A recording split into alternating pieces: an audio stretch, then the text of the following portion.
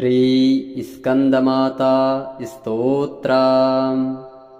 शिवाप्रभासमुज्ज्वलां सुपुच्छशागशेखरां ललाटरत्नभास्करां जगत्प्रपीतिभास्करां महेन्द्रकश्यपार्चितासनत्कुमारसस्तुतां सुरासुरेन्द्रवन्दिता यथार्थनिर्मलाद्भुताम् अतर्क्यरुचिरुविजां विकारदोषवर्जितां मुमुक्षुभिर्विचिन्तता विशेषतत्त्वमुचितां नानालङ्कारभूषितां मृगेन्द्रवाहनग्रजां सुशुद्धतत्त्वतोषणां त्रिवेन्द्रमारभूषताम् सुधार्मिकौपकारिणी सुरेन्द्रकौरिघातिनी शुभाम पुष्पमालिनी शुकर्णकल्पसाखिनी तमोन्धकारयामिनी शिवस्वभावकामिनी सहस्रसूर्यराजिका धनज्जयोगकारिका सुशुद्धकालकन्दला सुबड्ढवृन्दमज्जुलां प्रजायिनी प्रजावती नमामि मातरं सतीं स्वकर्मकारिणी गतिहरिप्रया च पार्वतीम् अनन्तशक्तिकान्तिदां यतोऽर्थभुक्तिमुक्तिदां पुनः पुनर्जगद्वितां नमाम्यहं सुरार्चितां जयेश्वरी त्रिलोचने प्रसीद देवि पाहि माम्। शिवाप्रभासमुज्ज्वलां सुपुच्छशागशेखरां ललाटरत्नभास्करां जगत्प्रपीतिभास्करां महेन्द्रकश्यपार्चितासनत्कुमारसस्तुतां सुरासुरेन्द्रवन्दिता यथार्थनिर्मलाद्भुताम्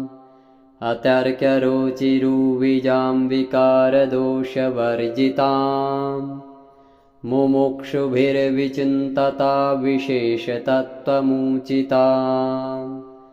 नानालङ्कारभूषितां मृगेन्द्रवाहनग्रजां सुशुद्धतत्त्वतोषणां त्रिवेन्द्रमारभूषतां सुधार्मिकौपकारिणी सुरेन्द्रकौरिघातिनी शुभाम पुष्पमालिनी शुकर्णकल्पसाखिनी तमोन्धकारयामिनी शिवस्वभावकामिनी सहस्रसूर्यराजिका धनज्जयोगकारिका सुशुद्धकालकन्दला सुबड्ढवृन्दमज्जुलां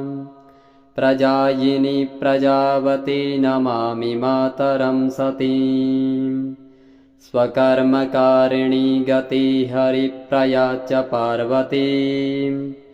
अनन्तशक्तिकान्तिदां यतोऽर्थभुक्तिमुक्तिदां पुनः पुनर्जगद्वितां नमाम्यहं सुरार्चितां जयेश्वरी त्रिलोचने प्रसीद देवि पाहि माम्। शिवाप्रभासमुज्ज्वलां सुपुच्छशागशेखरां ललाटरत्नभास्करां जगत्प्रपीतिभास्करां महेन्द्रकश्यपार्चितासनत्कुमारसस्तुतां सुरासुरेन्द्रवन्दिता यथार्थनिर्मलाद्भुताम् अतर्क्यरुचिरुविजां विकारदोषवर्जितां मुमुक्षुभिर्विचिन्तता विशेषतत्त्वमुचितां नानालङ्कारभूषितां मृगेन्द्रवाहनग्रजां सुशुद्धतत्त्वतोषणां त्रिवेन्द्रमारभूषतां सुधार्मिकौपकारिणी सुरेन्द्रकौरिघातिनी शुभाम पुष्पमालिनी शुकर्णकल्पसाखिनी तमोन्धकारयामिनी शिवस्वभावकामिनी सहस्रसूर्यराजिका धनज्जयोगकारिका शुशुद्धकालकन्दला सुबड्ढवृन्दमज्जुलां प्रजायिनी प्रजावती नमामि मातरं सतीं स्वकर्मकारिणी गतिहरिप्रया च पार्वतीम् अनन्तशक्तिकान्तिदां यतोऽर्थभुक्तिमुक्तिदां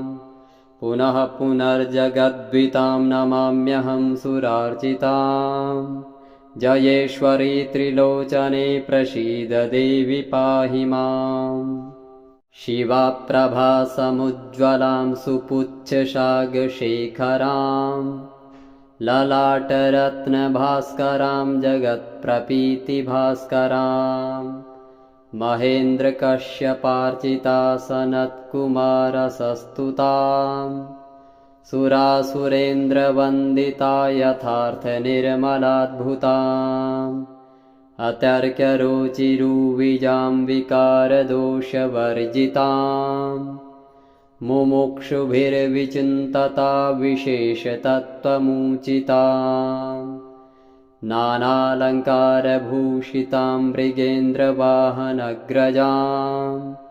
शुशुद्धतत्त्वतोषणां त्रिवेन्द्रमारभूषतां सुधार्मिकौपकारिणी सुरेन्द्रकौरिघातिनीं शुभां पुष्पमालिनी शुकर्णकल्पसाखिनीं तमोन्धकारयामिनी शिवस्वभावकामिनीं सहस्रसूर्यराजिका धनज्जयोगकारिका शुशुद्धकालकन्दला सुबड्ढवृन्दमज्जुलां प्रजायिनी प्रजावती नमामि मातरं सतीं स्वकर्मकारिणी गतिहरिप्रया च पार्वतीम् अनन्तशक्तिकान्तिदां यतोऽर्थभुक्तिमुक्तिदां पुनः पुनर्जगद्वितां नमाम्यहं सुरार्चितां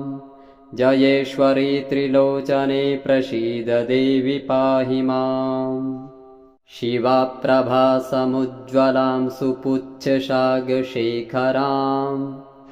ललाटरत्नभास्करां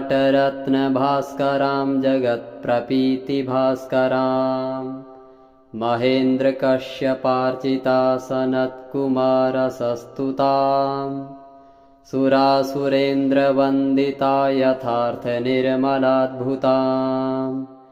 अतर्क्यरुचिरुविजां विकारदोषवर्जितां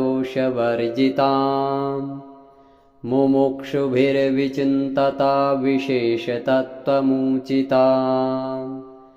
नानालङ्कारभूषितां मृगेन्द्रवाहनग्रजां शुशुद्धतत्त्वतोषणां त्रिवेन्द्रमारभूषतां सुधार्मिकौपकारिणी सुरेन्द्रकौरिघातिनीं शुभां पुष्पमालिनी शुकर्णकल्पसाखिनीं तमोन्धकारयामिनी शिवस्वभावकामिनीं सहस्रसूर्यराजिका धनज्जयोगकारिका शुशुद्धकालकन्दला सुबड्ढवृन्दमज्जुलां प्रजायिनी प्रजावती नमामि मातरं सतीं स्वकर्मकारिणी गतिहरिप्रया च पार्वतीम् अनन्तशक्तिकान्तिदां यतोऽर्थभुक्तिमुक्तिदां पुनः पुनर्जगद्वितां नमाम्यहं सुरार्चितां जयेश्वरी त्रिलोचने प्रसीद देवि पाहि माम् शिवाप्रभासमुज्ज्वलां सुपुच्छशागशेखरां ललाटरत्नभास्करां जगत्प्रपीतिभास्करां महेन्द्रकश्यपार्चिता सनत्कुमारसस्तुतां सुरासुरेन्द्रवन्दिता यथार्थनिर्मलाद्भुताम्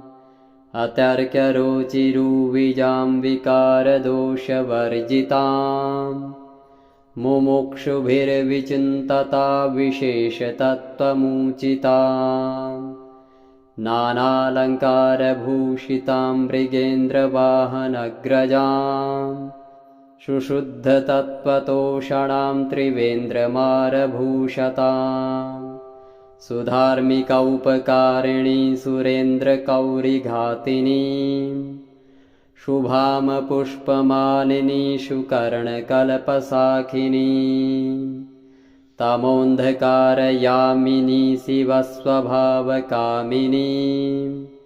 सहस्रसूर्यराजिका धनज्जयोगकारिका सुशुद्धकालकन्दला सुबड्ढवृन्दमज्जुलाम्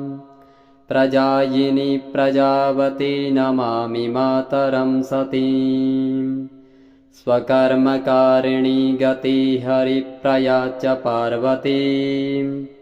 अनन्तशक्तिकान्तिदां यतोऽर्थभुक्तिमुक्तिदाम्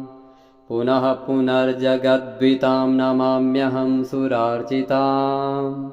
जयेश्वरी त्रिलोचने प्रसीद देवि पाहि माम् शिवाप्रभासमुज्ज्वलां सुपुच्छशागशेखरां ललाटरत्नभास्करां जगत्प्रपीतिभास्करां महेन्द्रकश्यपार्चिता सनत्कुमारसस्तुतां सुरासुरेन्द्रवन्दिता यथार्थनिर्मलाद्भुताम् अतर्क्यरुचिरुविजां विकारदोषवर्जितां मुमुक्षुभिर्विचिन्तता विशेषतत्त्वमुचितां नानालङ्कारभूषितां मृगेन्द्रवाहनग्रजां सुशुद्धतत्त्वतोषणां त्रिवेन्द्रमारभूषताम् सुधार्मिकौपकारिणी सुरेन्द्रकौरिघातिनी शुभाम पुष्पमालिनी शुकर्णकल्पसाखिनी तमोऽन्धकारयामिनी शिवस्वभावकामिनी सहस्रसूर्यराजिका धनज्जयोगकारिका सुशुद्धकालकन्दला सुबड्ढवृन्दमज्जुलाम् प्रजायिनी प्रजावती नमामि मातरं सतीम् स्वकर्मकारिणी गतिहरिप्रया च पार्वतीम् अनन्तशक्तिकान्तिदां यतोऽर्थभुक्तिमुक्तिदाम् पुनः पुनर्जगद्वितां नमाम्यहं सुरार्चिताम् जयेश्वरी त्रिलोचने प्रसीद देवि पाहि माम् शिवाप्रभासमुज्ज्वलां सुपुच्छशागशेखरां ललाटरत्नभास्करां जगत्प्रपीतिभास्करां महेन्द्रकश्यपार्चिता सनत्कुमारसस्तुतां सुरासुरेन्द्रवन्दिता यथार्थनिर्मलाद्भुताम् अतर्क्यरुचिरुविजां विकारदोषवर्जितां मुमुक्षुभिर्विचिन्तता विशेषतत्त्वमुचितां नानालङ्कारभूषितां मृगेन्द्रवाहनग्रजां सुशुद्धतत्त्वतोषणां त्रिवेन्द्रमारभूषताम् सुधार्मिकौपकारिणी सुरेन्द्रकौरिघातिनी शुभाम पुष्पमालिनी शुकर्णकल्पसाखिनी तमोऽन्धकारयामिनी शिवस्वभावकामिनी सहस्रसूर्यराजिका धनज्जयोगकारिका सुशुद्धकालकन्दला सुबड्ढवृन्दमज्जुलाम् प्रजायिनी प्रजावती नमामि मातरं सतीम् स्वकर्मकारिणी गतिहरिप्रया च पार्वतीम् अनन्तशक्तिकान्तिदां यतोऽर्थभुक्तिमुक्तिदाम् पुनः पुनर्जगद्वितां नमाम्यहं सुरार्चिताम् जयेश्वरी त्रिलोचने प्रसीद देवि पाहि माम्। शिवाप्रभासमुज्ज्वलां सुपुच्छशागशेखरां ललाटरत्नभास्करां जगत्प्रपीतिभास्करां महेन्द्रकश्यपार्चितासनत्कुमारसस्तुतां सुरासुरेन्द्रवन्दिता यथार्थनिर्मलाद्भुताम् अतर्क्यरुचिरुविजां विकारदोषवर्जितां मुमुक्षुभिर्विचिन्तता विशेषतत्त्वमुचितां नानालङ्कारभूषितां मृगेन्द्रवाहनग्रजां सुशुद्धतत्त्वतोषणां त्रिवेन्द्रमारभूषताम् सुधार्मिकौपकारिणी सुरेन्द्रकौरिघातिनी शुभाम पुष्पमालिनी शुकर्णकल्पसाखिनी तमोन्धकारयामिनी शिवस्वभावकामिनी सहस्रसूर्यराजिका धनज्जयोगकारिका सुशुद्धकालकन्दला सुबड्ढवृन्दमज्जुलां प्रजायिनी प्रजावती नमामि मातरं सतीं स्वकर्मकारिणी गतिहरिप्रया च पार्वतीम् अनन्तशक्तिकान्तिदां यतोऽर्थभुक्तिमुक्तिदाम् पुनः पुनर्जगद्वितां नमाम्यहं सुरार्चितां जयेश्वरी त्रिलोचने प्रसीद देवि पाहि माम्। शिवाप्रभासमुज्ज्वलां सुपुच्छशागशेखरां ललाटरत्नभास्करां जगत्प्रपीतिभास्करां महेन्द्रकश्यपार्चितासनत्कुमारसस्तुतां सुरासुरेन्द्रवन्दिता यथार्थनिर्मलाद्भुताम् अतर्क्यरुचिरुविजां विकारदोषवर्जितां मुमुक्षुभिर्विचिन्तता विशेषतत्त्वमुचितां नानालङ्कारभूषितां मृगेन्द्रवाहनग्रजां सुशुद्धतत्त्वतोषणां त्रिवेन्द्रमारभूषतां सुधार्मिकौपकारिणी सुरेन्द्रकौरिघातिनी शुभाम पुष्पमालिनी शुकर्णकल्पसाखिनी तमोन्धकारयामिनी शिवस्वभावकामिनी सहस्रसूर्यराजिका धनज्जयोगकारिका सुशुद्धकालकन्दला सुबड्ढवृन्दमज्जुलां प्रजायिनी प्रजावती नमामि मातरं सतीं स्वकर्मकारिणी गतिहरिप्रया च पार्वतीम् अनन्तशक्तिकान्तिदां यतोऽर्थभुक्तिमुक्तिदाम् पुनः पुनर्जगद्वितां नमाम्यहं सुरार्चितां जयेश्वरी त्रिलोचने प्रसीद देवि पाहि माम्। शिवाप्रभासमुज्ज्वलां सुपुच्छशागशेखरां ललाटरत्नभास्करां जगत्प्रपीतिभास्करां महेन्द्रकश्यपार्चितासनत्कुमारसस्तुतां सुरासुरेन्द्रवन्दिता यथार्थनिर्मलाद्भुताम् अतर्क्यरुचिरुविजां विकारदोषवर्जितां मुमुक्षुभिर्विचिन्तता विशेषतत्त्वमुचितां नानालङ्कारभूषितां मृगेन्द्रवाहनग्रजां सुशुद्धतत्त्वतोषणां त्रिवेन्द्रमारभूषतां सुधार्मिकौपकारिणी सुरेन्द्रकौरिघातिनी शुभाम पुष्पमालिनी शुकर्णकल्पसाखिनी तमोऽन्धकारयामिनी शिवस्वभावकामिनी सहस्रसूर्यराजिका धनज्जयोगकारिका शुशुद्धकालकन्दला सुबड्ढवृन्दमज्जुलां प्रजायिनी प्रजावती नमामि मातरं सतीं स्वकर्मकारिणी गति हरिप्रया च पार्वतीम् अनन्तशक्तिकान्तिदां यतोऽर्थभुक्तिमुक्तिदां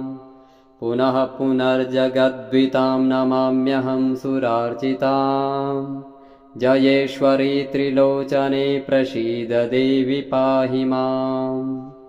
शिवाप्रभासमुज्ज्वलां सुपुच्छशागशेखरां ललाटरत्नभास्करां जगत्प्रपीतिभास्करां महेन्द्रकश्यपार्चिता सनत्कुमारसस्तुतां सुरासुरेन्द्रवन्दिता यथार्थनिर्मलाद्भुताम् अतर्क्यरुचिरुविजां विकारदोषवर्जितां मुमुक्षुभिर्विचिन्तता विशेषतत्त्वमुचितां नानालङ्कारभूषितां मृगेन्द्रवाहनग्रजां सुशुद्धतत्त्वतोषणां त्रिवेन्द्रमारभूषतां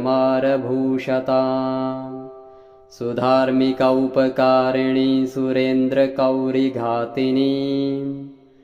शुभाम पुष्पमालिनी शुकर्णकल्पसाखिनी तमोऽन्धकारयामिनी शिवस्वभावकामिनी सहस्रसूर्यराजिका धनज्जयोगकारिका शुशुद्धकालकन्दला सुबड्ढवृन्दमज्जुलां प्रजायिनी प्रजावती नमामि मातरं सतीं स्वकर्मकारिणी गति हरिप्रया च पार्वतीम् अनन्तशक्तिकान्तिदां यतोऽर्थभुक्तिमुक्तिदां पुनः पुनर्जगद्वितां नमाम्यहं सुरार्चितां जयेश्वरी त्रिलोचने प्रसीद देवि पाहि माम् शिवाप्रभासमुज्ज्वलां सुपुच्छशागशेखरां ललाटरत्नभास्करां जगत्प्रपीतिभास्करां महेन्द्रकश्यपार्चिता सनत्कुमारसस्तुतां सुरासुरेन्द्रवन्दिता यथार्थनिर्मलाद्भुताम् अतर्क्यरुचिरुविजां विकारदोषवर्जितां मुमुक्षुभिर्विचिन्तता विशेषतत्त्वमुचितां नानालङ्कारभूषितां मृगेन्द्रवाहनग्रजां सुशुद्धतत्त्वतोषणां त्रिवेन्द्रमारभूषतां सुधार्मिकौपकारिणी सुरेन्द्रकौरिघातिनी शुभाम पुष्पमालिनी शुकर्णकल्पसाखिनी तमोऽन्धकारयामिनी शिवस्वभावकामिनी सहस्रसूर्यराजिका धनज्जयोगकारिका शुशुद्धकालकन्दला सुबड्ढवृन्दमज्जुलां प्रजायिनी प्रजावती नमामि मातरं सतीं स्वकर्मकारिणी गति हरिप्रया च पार्वतीम् अनन्तशक्तिकान्तिदां यतोऽर्थभुक्तिमुक्तिदां पुनः पुनर्जगद्वितां नमाम्यहं सुरार्चितां जयेश्वरी त्रिलोचने प्रसीद देवि पाहि माम्